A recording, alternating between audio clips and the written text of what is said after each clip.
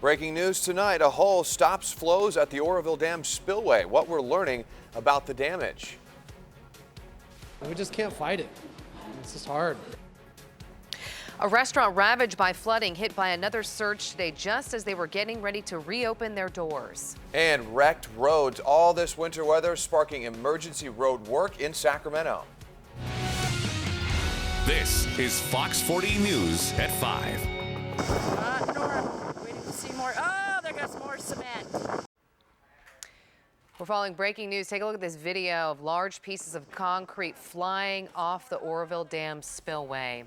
And this is what it looks like now, a large hole forcing state water officials to halt water flows while they investigate the damage. Good evening. Glad you're with us tonight. I'm Nikki Lorenzo. And I'm Ty Steele. The Department of Water Resources noticed the problem this afternoon and stresses there is no anticipated threat to the dam or the public. Here's a look at where the Oroville Dam spillway is. It's in Butte County. Lake Oroville is the second largest reservoir in the state. Fox 40's Dennis Shanahan is live near the Oroville spillway with the latest. Dennis. Well, Ty and Nikki, what you're looking at right now is the top of the dam, and that road, which is usually open where people can drive over the top of the dam, that road is closed right now as work is going on, inspections are going on. From where we are, we cannot access the spillway. That road is closed. It is a hard closure. Only engineers are allowed in and out as they inspect the damage to the spillway, and I believe we have some pictures that we can show you of that damage. This morning, they were releasing 60,000 cubic feet per second out of Oroville Lake into that spillway, and then they noticed a large gap. The water was not behaving normally. It was not flowing smoothly through the spillway. They noticed that concrete was coming out of it, and then they shut that spillway off and stopped the water from flowing out of there. They were releasing it to make room in the reservoir for runoff, and they noticed once they stopped the flow of water that there was a large opening in that spillway, which was built in 1968. Again, here's a little more about the issue and the concern from one of the dam managers. It's pretty amazing. I mean, I've worked here for 23 years now, and you get used to things looking a certain way and functioning a certain way. So it's certainly the first time this has happened. It looks like it's about maybe 300 feet long and maybe 150 feet wide or so. So yeah, it's a pretty sizable gash in the bottom of the spillway. As for any safety concern for people, that is of course something they are measuring, but they have not prompted any evacuations. They have not told anybody that there is any damage to the dam itself. So it's just the spillway, and they're telling us there are no evacuations and that the public should not be concerned. Live in Oroville, Dennis Shanahan, Fox 40 News. All right, Dennis, thanks so much. We're going to take a closer look at the spillway right now just to give you an idea of where this opening is at. So here's the dam right here. This is the spillway that Dennis was talking about, and that's where that hole was, somewhere in here. So obviously not affecting the dam. This is just the spillway, and the spillway serves as a controlled gated outlet and an emergency spillway controlled. Now, this is the tallest dam in the U.S. It's more than 3,000 feet long, so if we can kind of zoom in and get a closer look here. Right now, Lake Oroville, we know, is 80% full, and the Department of Water Resources stresses there is enough room to store the rain expected through the rest of the week. But once again, it's the spillway that we're talking about there. And because of what we're seeing, Fox 40 is on storm watch tonight. The storm packing a major punch for some already hard-hit areas, from fallen trees to toppled power lines to massive mudslides. And fierce flooding across the region tonight. Drivers in Solano, Nevada, El Dorado, Yuba, and Sacramento counties all facing extremely wet roads tonight. We've got all hands on deck for you, checking out the damage. Fox 40's Rowena Shaddix is following flooding in Vacaville. Ben Deasy shows us how the water is taking a toll on area roads, and Christina Werner has a look at what's to come. But we do want to start with Allie Wolf. She is live for us in Nevada City, where already hard-hit neighborhoods are dealing with a little bit of everything tonight. Allie? That's right, Ty. We've seen mudslides, we've seen rock slides, we've seen power poles down, and we've also seen what you can see surrounding me right now. This is Deer Creek. It is raging here in Nevada City, and I'm standing on the porch of the restaurant Lefty's Grill, which was already hit really hard from the last storms in January. They just completed renovations. We're getting ready to open, and then they took on 6 inches of water today, taking on another setback. Damage, setbacks, and inconveniences caused by rushing water and strong winds in Nevada County. The latest storm knocking out trees and power poles, deepening sinkholes, and creating rock and mudslides along Highway 49, where drivers got delayed on the winding roads. We needed the water, from all the drought, but we're getting buckets of it. Buckets of water increases the need for bigger piles of sandbags. It's kind of a double-edged sword, right? We need the rain, but it's also a pain. So Sandbags are more than just a pain at Lefty's Grill in Nevada City. They're a lifeline. We just can't fight it. It's just hard. Owner Chris Duncan can't catch a break this year. After getting flooded twice last month, his restaurant was under 6 inches of water again. What's worse, they just finished putting new drywall and new floors in. Tile just got grouted this morning while this place was flooding. But as water pours into Lefty's, so does support and donations from community members. People have been out here doing the sandbags. People have been bringing meals. The other restaurants have been coming by bringing lunches and food to help them. Helping a local business in need as 2 surrounding creeks rage. But the flooding won't wash away their determination to reopen.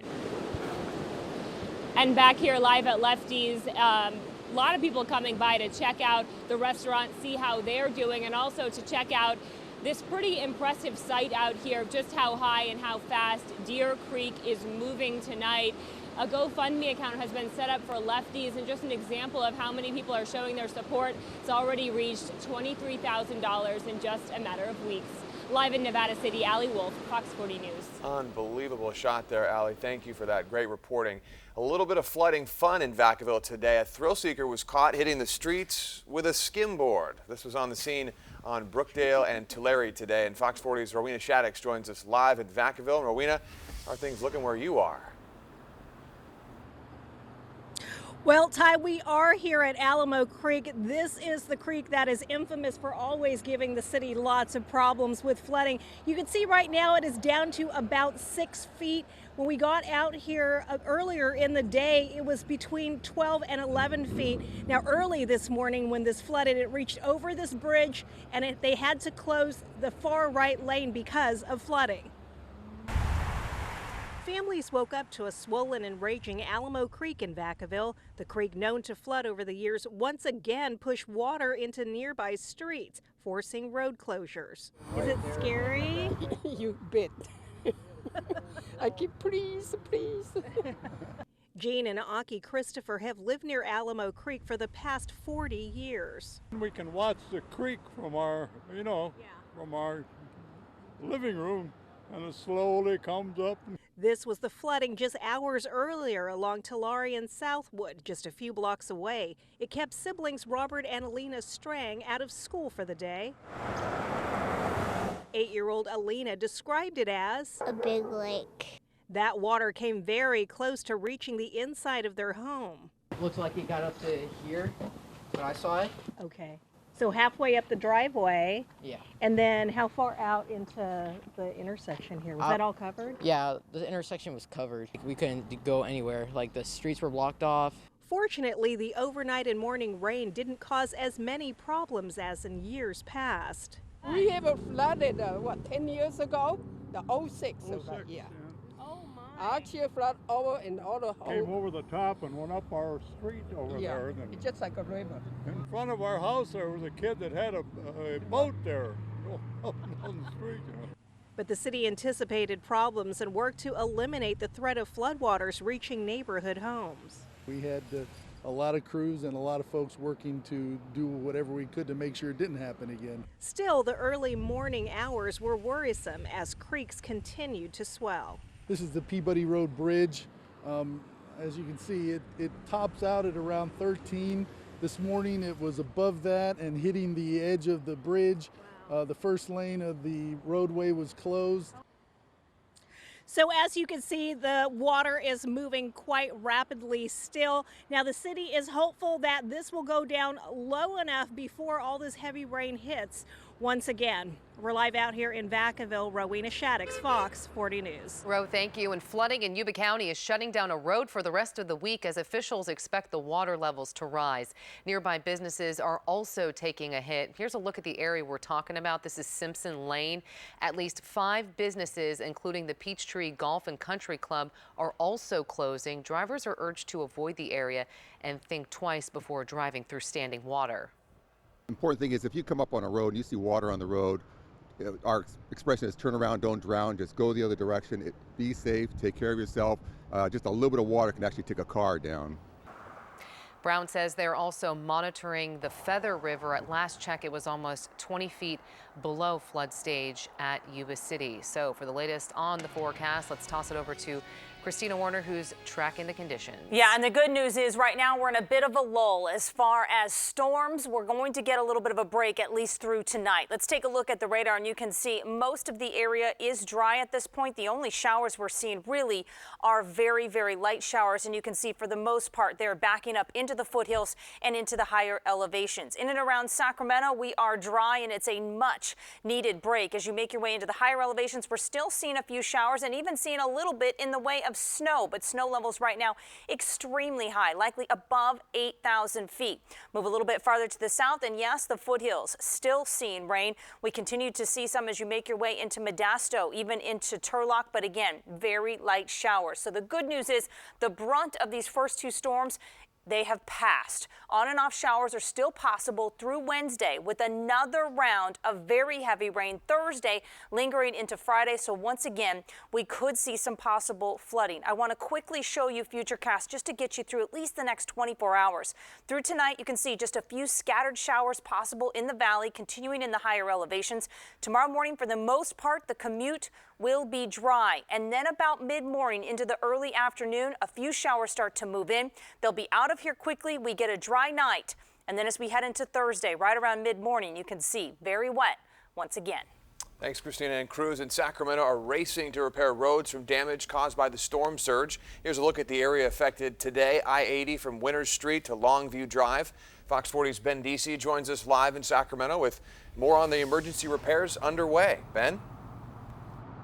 Yeah, to emergency pothole repair, and drivers on I-80, folks making their commute this evening, very much feeling the pain. As you can see behind me, lane closures still in effect. 2 lanes shut down on I-80 here at the Longview exit. Now, this was a pothole repair project. Caltrans figured they'd take advantage of a break in the clouds to get out here and do the work. They thought they would be having the highway shut down only between 12 and 3 today. Obviously, it has taken longer than they've expected. It is stretched on into the brunt of the rush hour, and there are backups as a result. Good news is that this project is nearly complete. They're just waiting for that cement to cure, but this is just one of many pothole problems in the region. Let's face it, we've got a problem, a pothole problem. Oh, they're pretty bad. After the rain, yeah, but when the winds here, it gets bad.